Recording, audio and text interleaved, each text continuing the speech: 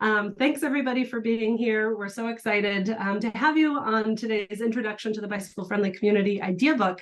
My name is Amelia Neptune. I'm the director of the Bicycle Friendly America program at the League of American Bicyclists. And later on in the webinar today, we'll be hearing from a bunch of great folks out of Tulsa, from Humble Sons, here for us to hear about the Bike Club program in Tulsa Public Schools. And I'm really, really excited for you all to hear more about that.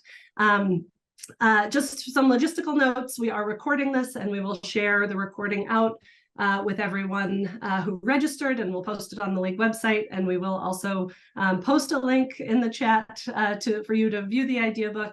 But first I'm going to share a preview in the presentation.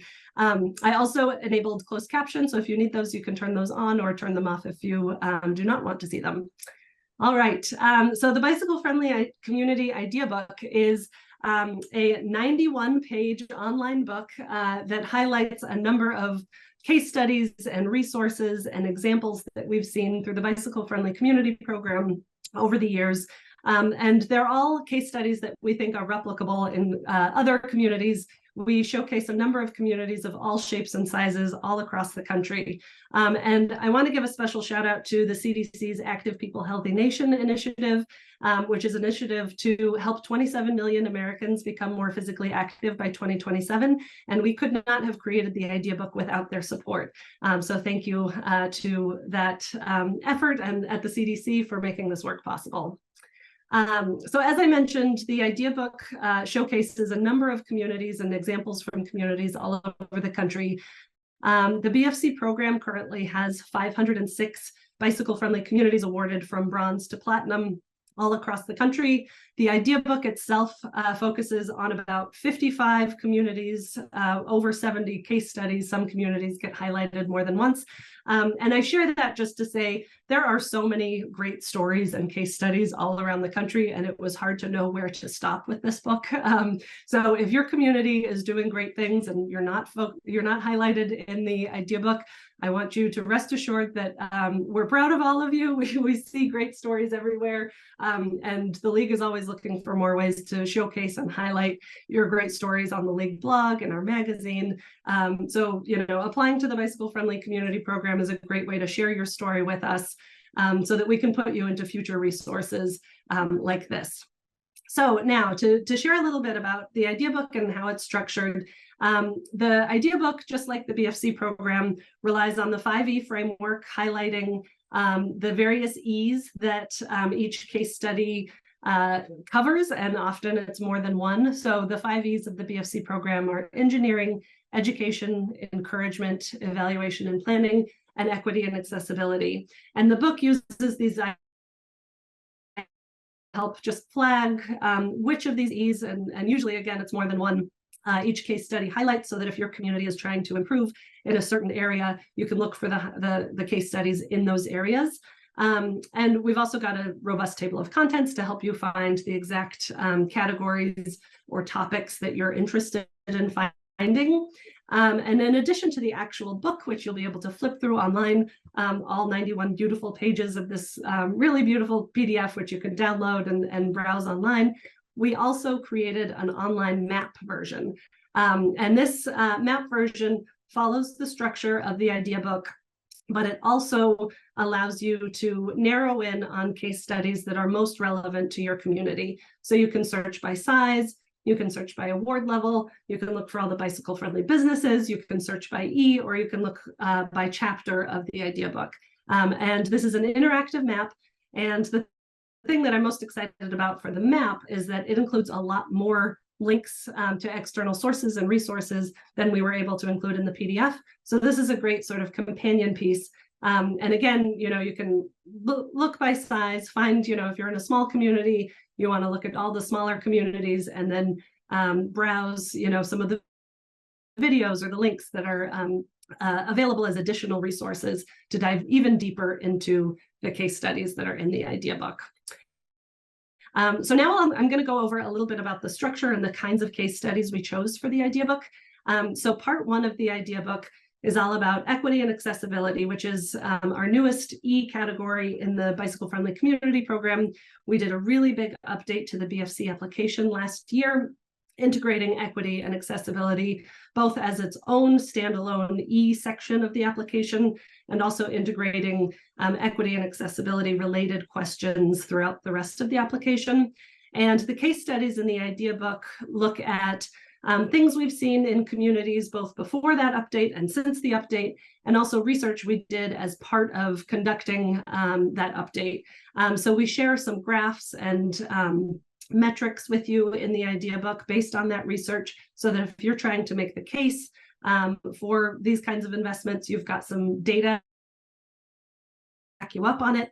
And then just to give an example of the kind of case study you'll see in the idea book, a equity indicator dashboard that the city of Fort Collins, Colorado, which is a platinum BFC, has. And again, in the online map, you can find links to their dashboard and the supporting plans and documents and policies around each case study.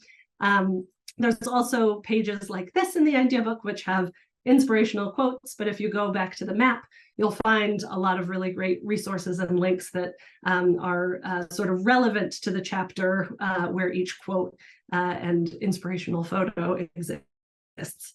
Another section within this first part of the idea book is about empowering citizens to become change makers, and some of the kinds of tools and resources we've seen, for example, an equity toolkit and equity development plan from a project here. And a number of other similar resources about engagement and outreach, which is a new focus in the Bicycle Friendly Community application. All right, part 2 of the BFC Ideabook is on building infrastructure for biking. And this is kind of the foundation for a lot of communities thinking about how do we get more people on bikes? If you build it, they will come. So we have a number of case studies about improving network connectivity and improving low stress biking opportunities for communities. So just one example is out of Bend, Oregon. They created this LTS level of traffic stress map for their biking network, and the different colors indicate connectivity. So an area that's all one color is low stress, but once it changes color, it means it's not connected to other low stress areas. So they were able to identify sort of islands that were isolated, where there might be a low stress facility, but it's not connected to the rest of the network. So obviously their goal there is to make the entire network all one color, so the entire thing is connected. We also have case studies about communities working together through regional collaboration, for example, in trails that connect communities across multiple jurisdictions. And we use a case study in the North Olympic Peninsula in Washington State, where a number of bicycle-friendly communities, including tribal nations, are all connected and work together, including with their transit system through this trail and through the BFC program. Another part of this chapter is about details for equity and accessibility, thinking about universal design. And again, we link out to a lot of great resources in the book itself and in our online website for the book. And case studies like out of Alaska, the indigenous placemaking, the bike trails have been renamed, going back to their original indigenous names in the community as a way to acknowledge and respect the origin of the land and communities that have been there for many, many, many generations. So that's just a snippet of the kinds of case studies in that chapter. The next section is building systems to support a better built environment. So all of the groundwork that's needed to build that infrastructure, including policies, including staffing, and including funding. And so we've got case studies on all of these, and again, data and resources on all of these. And we would love to see more communities adopt policies like San Luis Obispo, which said to align with their city's goal to reach 20% mode share for bikes, they made it a policy that 20% of their transportation investments must be dedicated to bicycle transportation. So that's the kind of thing we want to see in BFCs all across the country, with ambitious plans and ambitious funding to support those plans. And then the third and final chapter of the BFC Ideabook is about building support by supporting bicyclists. And in the book, we write about our theory of change support shows that in order to improve infrastructure, in order to get the funding to improve infrastructure, you need to build some political support, and you need to develop a bike culture. And all of these things create sort of a virtuous cycle of, it's not just if you build it, they will come, but if you have education programs and encouragement programs and equitable outreach and inclusive engagement, all of those things help to build bike culture, which in turn help normalize biking, which in turn builds public support and helps build the political will to make those kinds of investments, to increase the funding and the staffing and the plans and the policy to improve the infrastructure. And then ridership increases, bike culture grows, and the beautiful cycle continues.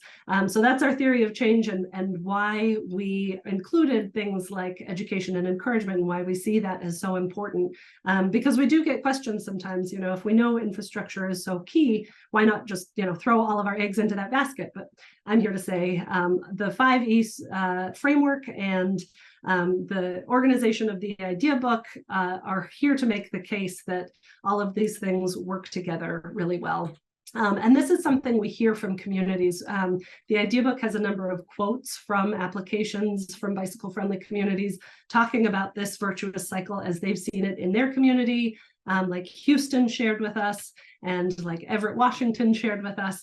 So there are quotes sort of scattered throughout the Ideabook, sort of sharing how building political support, increasing funding really helps, both a feedback loop, create a feedback loop to increase infrastructure. So that being said, some of the case studies we share in the 3rd chapter are about increasing access to bikes and repair services. For example, a really awesome story out of Columbia, Missouri, where their Parks and Rec department started a bike co-op. There are lots of nonprofit bike co-ops all around the country, but only a few that are run by city governments. So here's a great case study of one. Bike share is obviously a really important part of increasing access to bikes, and we include examples from a number of communities, including adaptive cycles for people with disabilities and equity programs to make bike share accessible for all. And this is an example where I like to point out that bike share isn't just for big cities. We've got an example of a small town with a free community bike share out of Allen County, Kansas, run by the organization Thrive Allen County. So throughout the Ideabook, and again in the map, you can find communities that are similar to your size or your location, and find case studies that sort of align with your community. The next section is a youth education roundup, and it includes a lot of different case studies for youth education, both in school and out of school. And in a moment, we'll hear from my co-presenters out in Tulsa about a case study that's in the Ideabook from there. But again, we share some graphs and some data to show how prevalent in-school education is across award levels, including things like are bike fleets available for on-bike education in schools. Again, we share examples that on the map you can find more links to go with some of the beautiful photos you see in the Ideabook. And then finally, the very last chapter of the book is building demand through programming and partnerships. And this is where we highlight some of the case studies where cities are working with other local groups in their communities to develop programming to get more people on bikes. So we share a case study out of Gold BFC Ann Arbor, Michigan, about some of the community organizations, bike shops, bike-related organizations, and other non-bike organizations that they partner with to have programming and education. Out of Fayetteville, Arkansas, using the Bicycle Friendly Business Program and partnering with bicycle friendly businesses in programs like their dinner roll program, where they encourage people to go to restaurants by bike regularly. And we have a number of case studies around bicycle friendly businesses because we think this is a really great tool to engage with local community organizations and partners of all kinds in the community. In fact, our presenters today are represent a bicycle-friendly business as well. And it's not just private entities and nonprofit entities, but public agencies can also be bicycle-friendly businesses. And this is one of my favorite pages in the idea book, just to show all the different kinds of public agency employers that are certified through the BFB program, including communities, state government agencies, public health agencies. We've even got an airport. So all kinds of public agencies can apply to the BFB program and can be really great partners for communities to develop bike programming. And then homegrown community-led programming, similar to the example I shared in Missouri, but community-run programs like the Soul Power commuter challenge out of Vail, Colorado, which is a commuter challenge to get people out of their cars using active, healthy, sustainable forms of transportation, which is, again, completely run by the town. So innovative programs, both with partners and sort of city-led or town-led, are again, throughout the idea book. And once again, I'll say, everywhere that you see a beautiful photo in the idea book, on the map, you can go and find links and more information behind all of those. So now I'm going to turn it over to our friends in Tulsa, which this is one of the pages of the idea book where we share the case study from their program. And I'll also say, if you're a league member, you probably recently got your winter issue of the magazine, which includes a write-up of them as well, because this is just one of my favorite stories that I've learned about through the Bicycle Friendly Community Program. And I think it's a really awesome story of local collaboration, local partnerships, using the league's league cycling instructor program and smart cycling curriculum, and providing a great education and engagement and encouragement tool for youth out in Tulsa, Oklahoma. So with that, I'm going to stop my screen share and I'll hand it over to our friends in Tulsa. And I will also say that once again, I will put links in the chat to the idea book, the map, all the things once we're done with this presentation. So thanks.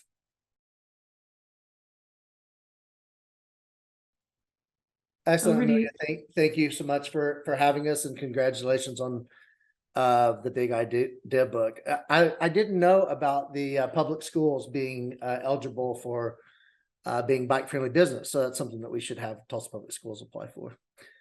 My name is Jason Horton. I'm the executive director of Humble Sons Bike Company. I have several of our staff members here to answer your questions and contribute to this presentation. Afterwards, we got quite a bit of information to get through, so I'll just jump into things here. We are a nonprofit organization in Tulsa, Oklahoma, that's focused on building confident cyclists and great Tulsans through community engagement. We want to get our community involved in all the initiatives and programs that we have. Not advancing here. We're best known for our after-school program that was started 10 years ago. It's now in 34 Tulsa public schools, called Bike Club. But we also focus on several other initiatives: Bike PE, out of school time camps and clinics, Project Bike Tech, which is a maintenance, our mechanics program in our alternative high school, trail development, NICA, adaptive trail development, and bicycles, all sorts of fun things. But Humble Sons Bike Company is the 501c3. Bike Club is our flagship program. So after school wise, in 2014, we started with one elementary school near downtown Tulsa called Emerson Elementary. And we started a bike club. We had this idea of like riding bikes with kids. And this is a picture of one of those first years. We have about 20 kids in the program, and we had about 7 or 8 volunteers that met weekly. We did about 20 to 30 rides over the course of that school year, that first year. Today, we've expanded that program to 34 Tulsa Public Schools, in addition to the Met High School Mechanics program. So we've got a footprint across the district. More than 500 kids participate in Bike Club this year. And 20 of these 34 schools also host Bike PE, which we'll touch on here in a few minutes. But we're trying to go deeper with each of these schools before we expand to offer additional cycling programs before we expand to other schools. So like I said, this is our 10th year. We started with one club, then added a few more, and we've averaged about 3 schools per year. We tried to grow at a rate that would allow us to fundraise for the equipment needed to operate the programs, but also recruit volunteers, which is critical. So Bike Club in a nutshell, it meets it's primarily 4th and 5th grade students in the elementary and 6th and 7th and 8th graders in the middle school programs. They meet once a week, about 10 sessions in the fall to practice skill development, and about 10 sessions in the spring to go on off-campus field trip rides.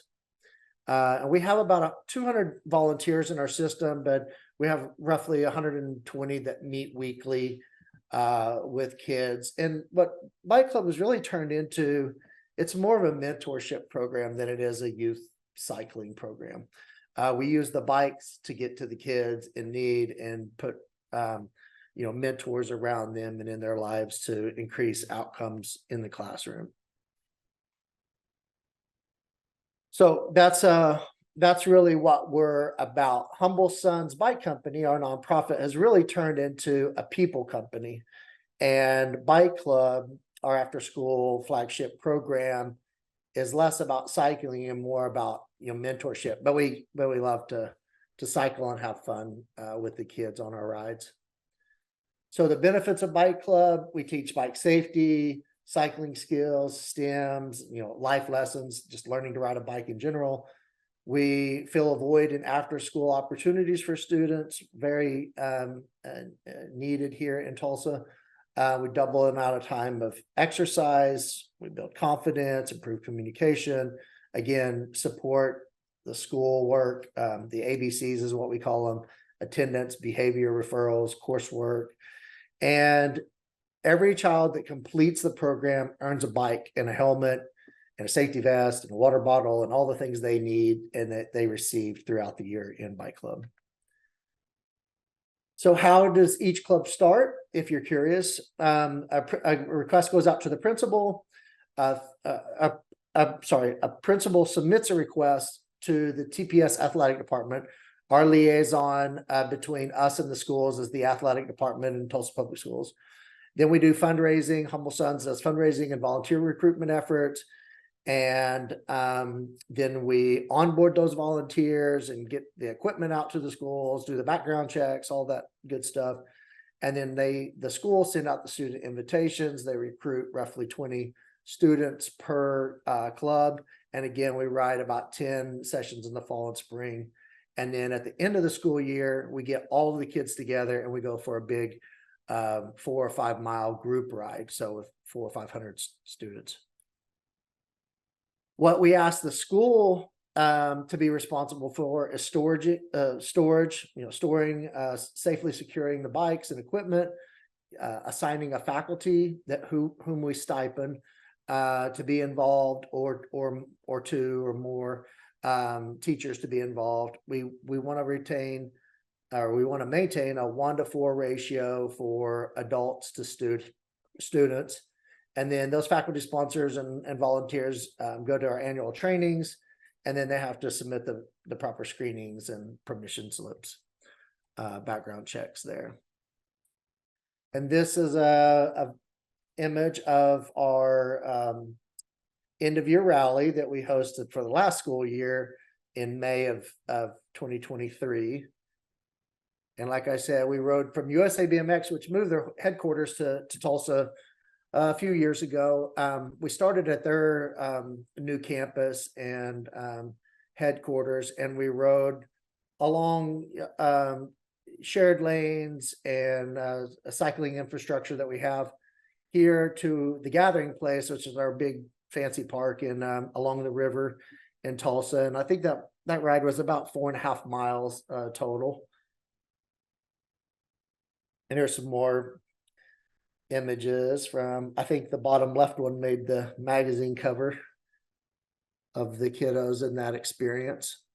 And then, like I said, every child, we use bike shop bikes in the program, but we give them department store bikes for funding reasons. We send them home with a department store bike. So here's some of the demographics. I'm going to let Kara speak to some of these. She's our volunteer coordinator and helps with our data. And so, Kara, I'd like to. With Bike Club, our demographics for last year, they match very well with TPS's demographics. So Tulsa Public Schools has 52% male, 48% female, which you can see our gender is very close. 33% are English language learners, and we have 31, and then 11% are youth in need of special education. And so whenever you think about being a part of your community and really wanting to have your be able to represent who your population, we very well represent our TPS population. If you can go to the next slide. So for the first 9 years of Bike Club, we almost, just in Bike Club, not the other initiatives that we have, we almost hit 2,500 students that were participating. But the number that I think is most important on this page is the 5.5 days improved attendance, especially after the pandemic. We saw a lot of youth not wanting to go back into the school building or not feeling really comfortable going to school. Just not, our attendance dropped. And so having that 5.5 days more attendance was really something that we are proud of at Bike Club. Is kids are wanting to go to school just so that they can attend the club. And how that number is put together is they look at the kids that do not attend Bike Club compared to the kids that do attend Bike Club. And those students were at school 5.5 more days on average. We do a SAO, which is the Survey of Academic and Youth Outcomes for 22-23 school year. These are the students just from Bike Club. So the 230 students, whenever they are talking about their after school program, do they like coming there? Do they have fun? Do they have a caring adult at the program? All those things are representative just of Bike Club. And so you can see that the data shows that the kids themselves are taking this survey and they are really, they're having fun. They have a caring adult and they learn something new at our program. Next. And this is my favorite part of all of SAO is the quotes that come directly from the youth. And so you can see that they said, writing at Bike Club, it helped me clear my mind and I had so much fun. Thanks for having me, which I think is very cute.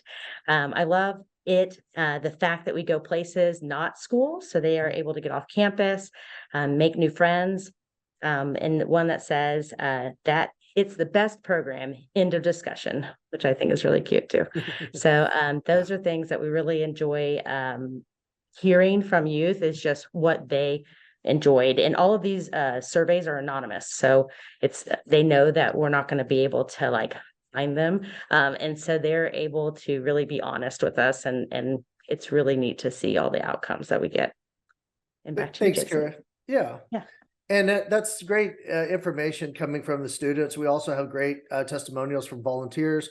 So we have a testimonial section featuring a number of Bike Club stories from our volunteer experience that if you have time, you can visit us on bikeclubtulsa.com to read more of those. So that was our after school programming. So we also offer in-school programming. These are programs that operate during the regular school hours. And that's our Bike Club Phys Ed program. It's now in 20 of the 34 Bike Club schools. We have about 1,200 students participating this year in that program. It's abbreviated version of the, we don't have them for as long. We have about 4 sessions with each school class. So if we go to a school, they may, instead of, having 20 kids in Bike Club, that's about the most we would want to really support for safety reasons and a number of other things, funding that equipment. So Bike Club has about 20 kids, where if we go to a school and they have like 70 third graders, then all 70 get an abbreviated version of Bike Club within their phys ed class. And this focuses on third grade students. The neatest thing about this is that about a third of them learn to ride for the first time.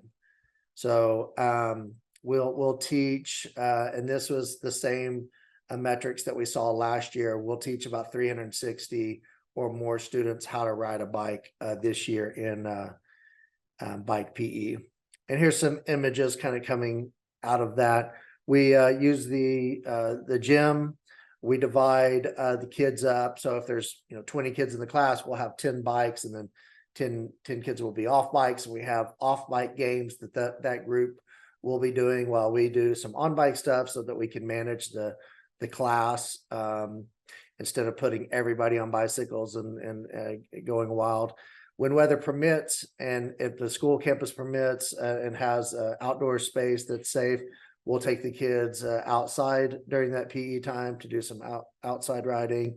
And then again, we have games that are bike themed that they'll do off bike, so that we're not just sitting on a bike, straddling a bike, waiting with no heart rate, getting up and just kind of waiting for their turn. We try to keep the kids active. It is PE class, so we don't want them just sitting in a bike line waiting to go. So we try to keep it fun and interactive. So that's our bike PE program. We also, as I mentioned earlier, have an in-school Project Bike Tech mechanics curriculum that we offer at Tulsa Met, which is our alternative high school in Tulsa. We have about the capacity to serve 14 students in that bike shop. We have stands and tools and equipment for that many. Each of those 14 students earn an industry recognized bike level 1 bike mechanic certification. We deliver that curriculum 3 times a week at Tulsa Met, and we teach 9 units total. Here's some images coming out of that bike shop. We had one of our friends do a mural on the wall back there, and boys and girls participate. We get them all the shop materials, shirts, and all kinds of things. They leave this program with a toolbox and tools and the knowledge to go and serve their communities. And then out of school time, this would be spring, fall break, summer, and or weekend time. This is when school is out of session. We offer bike club skills camps.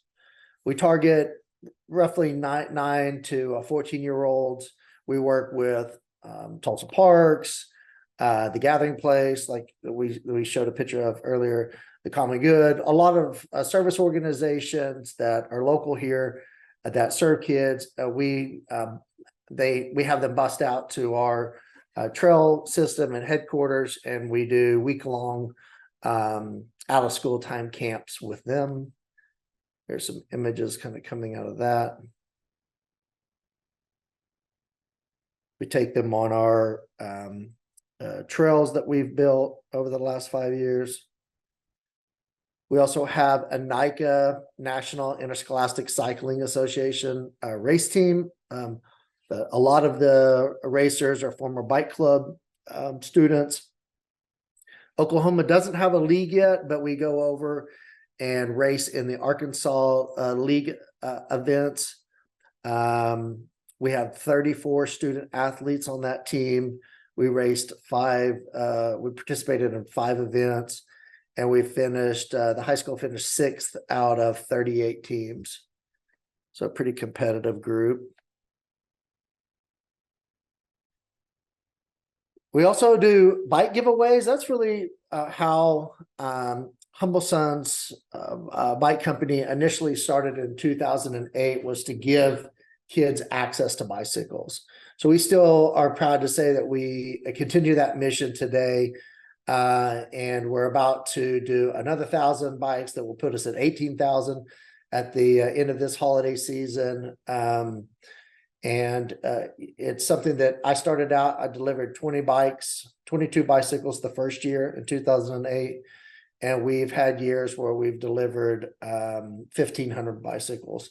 So it's been quite a journey. This is Mark Twain Elementary, where we gave every student in the school a bike.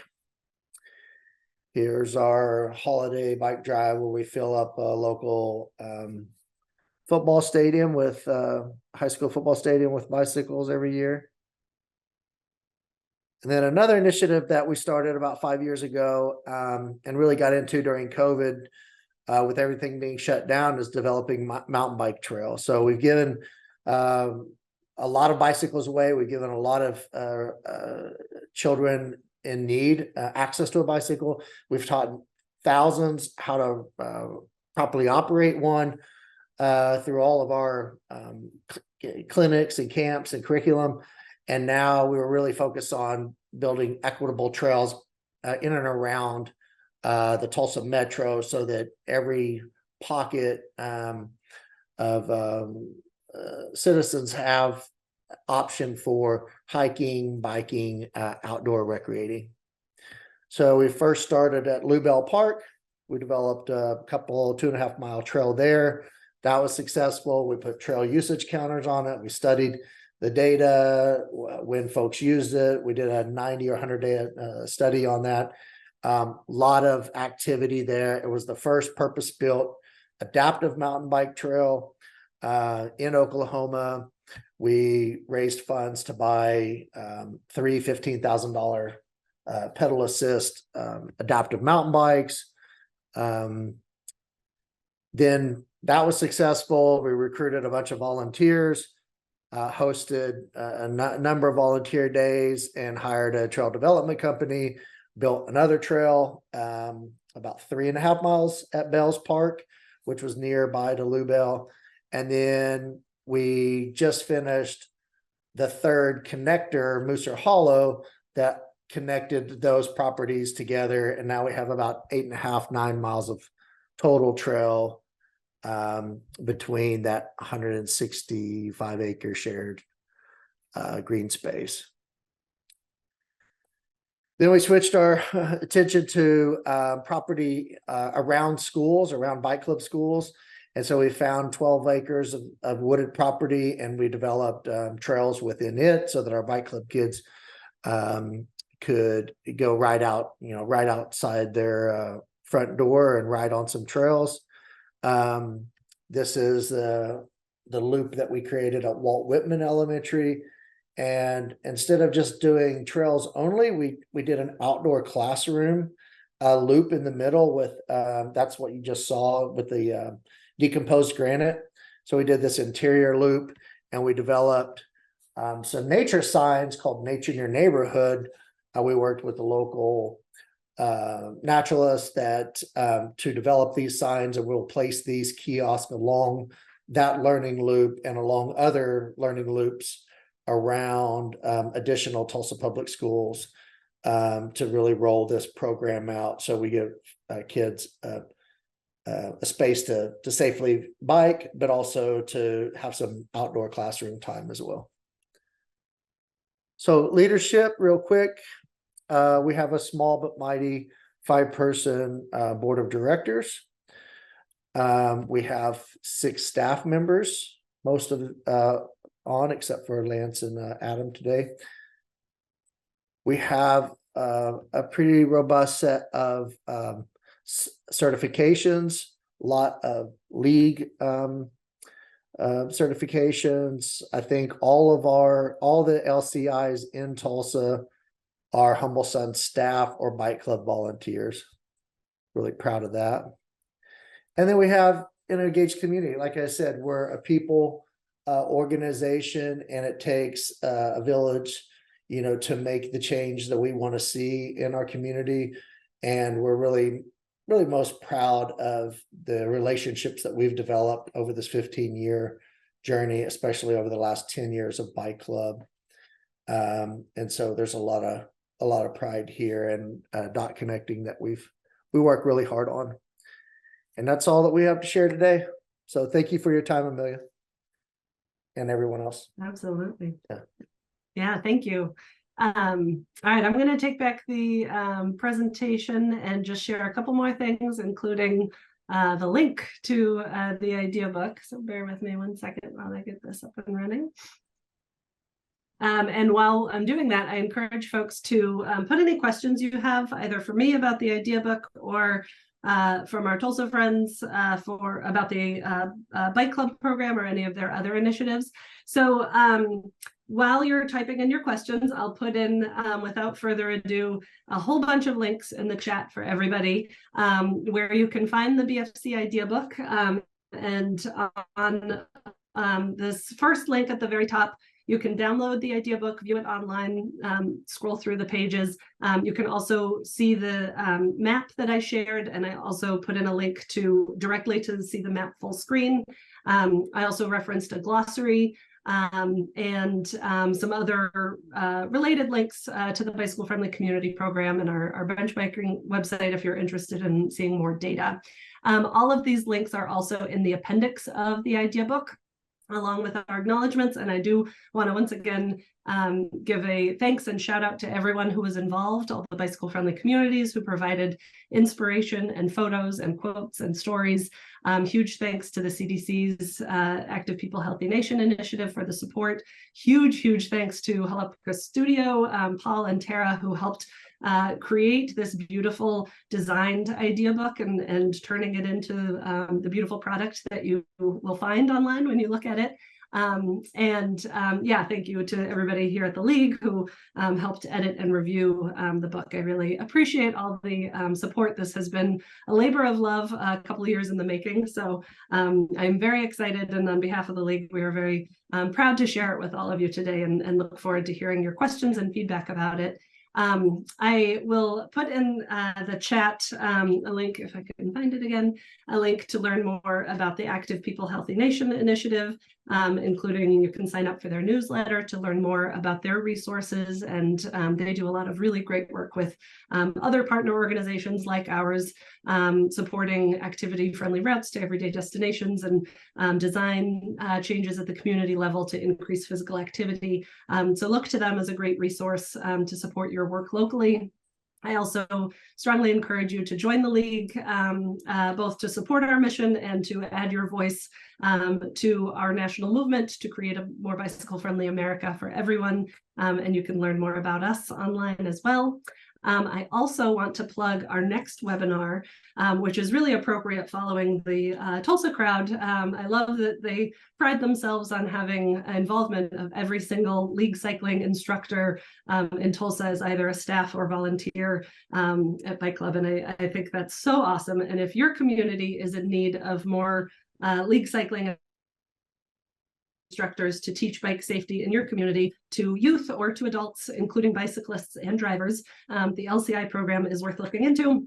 And we're going to do a webinar in January on how to host an LCI seminar. So I encourage you to attend that webinar and explore more information on our website about the League Cycling Instructor Program and the Smart Cycling Program. And then one more plug. I encourage and invite all of you to attend the National Bike Summit in 2024, which will be March 19th through the 21st here in Washington, D.C. And I'm putting the link in the chat for that as well. We have had a hybrid event the last couple of years since COVID, and this year we're trying to return more fully to in-person, but there are also online tickets, which will give you some limited access to live plenary sessions online and then recordings of all the breakouts after the fact. So if you can't come to DC, you can still sign up for that online only access, but we really hope to see you here in DC for the National Bike Summit. It's 2 awesome days of conference and 1 day of bringing advocates from all across the country up to Capitol Hill to talk to your members of Congress about why bicycling is important to you and why your community needs more support for bicycling improvements. So strongly encourage all of you to come if you can, or to encourage others in your community to come so that you make sure your district is represented in those congressional meetings. So with that, we do have time for Q&A. And I see some are popping in to the Q&A box. So I'm going to stop my screen share and encourage everybody to keep your questions coming, and we'll start answering them now. Thanks. All right. So, yeah, go ahead. I see one that says, can you talk about liability insurance involved in the youth bike mechanics mentorship? So the liability insurance covered in the in-school classes, both PE and the bike mechanics program, is carried by the district. Our after-school bike club program, we do have a general liability policy. I believe it's $2 million policy that we have for bike club and our camps and clinics, anything that we host outside of school.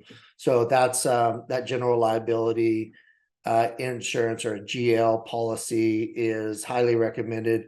We also carry a D&O, directors and officers policy. And we carry riders for sexual misconduct and data privacy sharing. So if we have any incidents in those areas, we're also, if a student or a volunteer's information gets shared, or we have inappropriate contact, one way or the other, we have riders for those. So there's all different kinds of levels of insurance that you want to consider.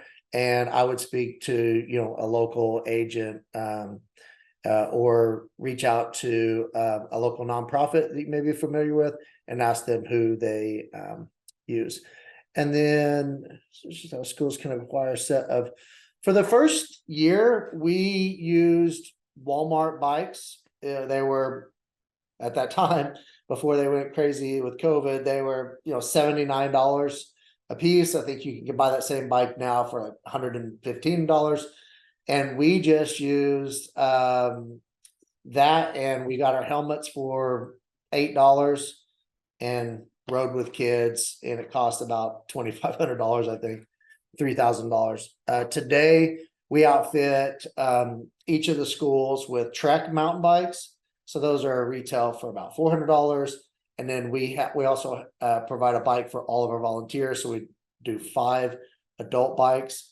We have helmets, water bottles, safety vests. We have a lot of other things now that, so starting a program with the teacher stipends and all the bells and whistles is about 12 to 14,000 today to do it, like, the Cadillac version that we operate. Now that we're able to fundraise for those sorts of things. But I think you can get started for as little as a couple of $1,000s, or you could work with your local nonprofits. If you have one that reconditions bicycles, maybe they would, partner with you there. All right. Any other questions? I'll just note that I saw some folks asked for us to put the links in the Q&A so that you can copy and paste them. So I just did that. Let me know if that doesn't work for attendees. But we will also be emailing all of this out to everyone who registered, along with the recording of today's webinar. So you'll have it in your inbox shortly. And yeah, Jason, are you okay sharing your slides with me? If you are, we can include that when we share the presentation as well. Sure. Okay, cool. Yeah. Awesome, thanks. All right, any other questions from attendees? Ooh, BFU case studies. Somebody asked if there will be Bicycle Friendly University case studies. Let me pull up a link very quickly that I can share. So there aren't specifically university case studies in the Ideabook, but in our last BFU announcement, I'm going to pull the link up to that. We used the same map function that we used for the interactive version of the Ideabook to create a BFU highlights map, which I was really excited about. It was kind of an experiment to see if this works, and it's something I'm really excited to do more of in the BFA program, to share all the amazing stories that we hear from communities, businesses, and universities. So I'm going to put a link in the chat. But this, if you scroll down on this announcement from our last BFU Awards announcement, you will see a map of BFU related highlights, and that's Bicycle Friendly University, for those who don't know that. So let me put that in response to that, and then folks will have that link as well. Well, thanks.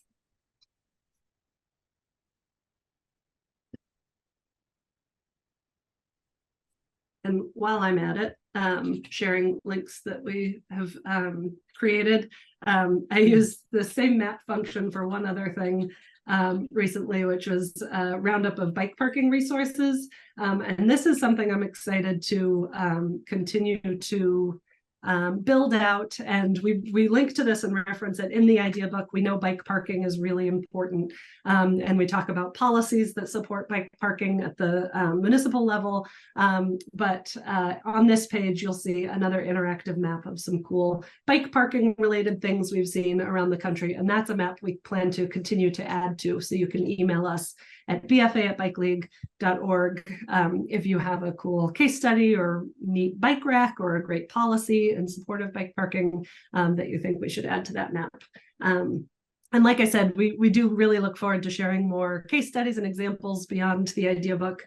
And applying to the BFA program is always the best way for you to tell us about those stories. And we're really excited to share those out with everyone. Because yeah, we all have so much to learn from each other. Like I hope you all learned from the bike club story in Tulsa today. All right, I don't see any other questions. So with that, again, you can email us at bfa@bikeleague.org. I'll put that in the chat if you do have more questions later about the idea book or about anything else. With that, I want to thank our co-presenters.